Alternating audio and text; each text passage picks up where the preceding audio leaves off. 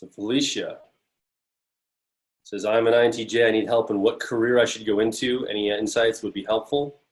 There's really only 2 careers INTJs can go into. That's professor or hobo. Those are the only 2 careers that are options. That's it. Everything else is off the table. Professor. Have you ever seen that theme? It's like this theme where they have pictures of people and you're supposed to guess if it's a hobo or a professor. Yeah. It's like people like hair all disheveled and stuff. And like, I literally can't tell if it's a hobo or professor. So I'm like flipping through the deck of these pictures. I have no idea.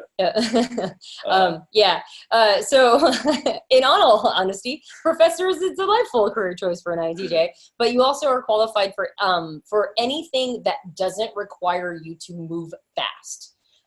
If you have a thoughtfulness, you careers need with thoughtfulness. Careers with thoughtfulness. I mean, and if not, you'll die the death by 1,000 cuts. I have an absolutely brilliant INTJ friend who he worked for a consulting agency that, like helped people set up their point of sales systems and do a little bit of computer tech work.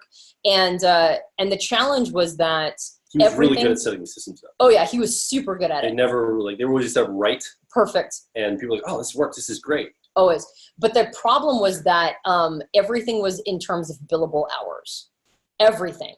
And so he didn't move fast enough for the people he's working for in order to have enough billable hours. And so the challenge is, even though his systems were always elegant and perfect the first time through, basically, he wasn't working fast enough for them to have enough billable hours. Or if he was working slow and the billable hours were actually racking up and the end client was upset about that, it was really hard for him to justify it.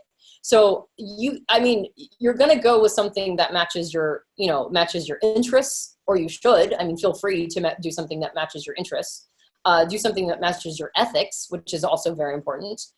As you're trying to figure out career capital before you enter a place of whether or not you want to do something that you're passionate about. If you just want to do something that builds some career capital, that's good too.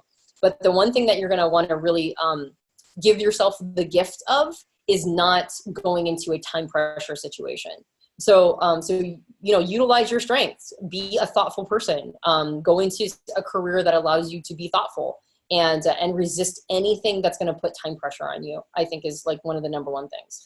As far as your individual profession, that would be very context dependent to you as a person. I think type can help here. Like your personality type can help you know what your aptitudes are, what things you might be. There's probably very few INTJs that are wide receivers in the NFL. Maybe it happens, but it's probably not common.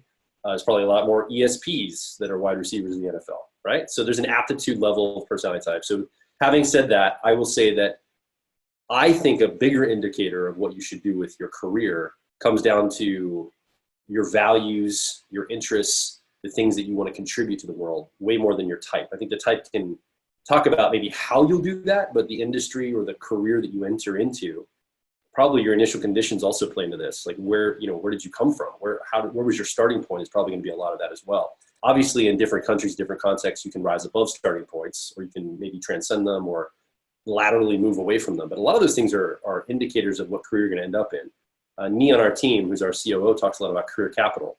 And as you're discovering what you want to do, the biggest thing you can focus on is building career capital. Around your interests, values, and things of this nature. Build up the things you might need someday. There's things I've done in my past. I used to work at a zoo for 5 years. I mean, I was in the marketing department, but it wasn't really animals. It wasn't really my passion. I don't dislike animals, but I'm not an animal. Oh man, everybody thought I had a dream job. But I was building career capital. And I use a lot of the things I learned there in the stuff I do today. So career capital is probably one of the biggest things you can do.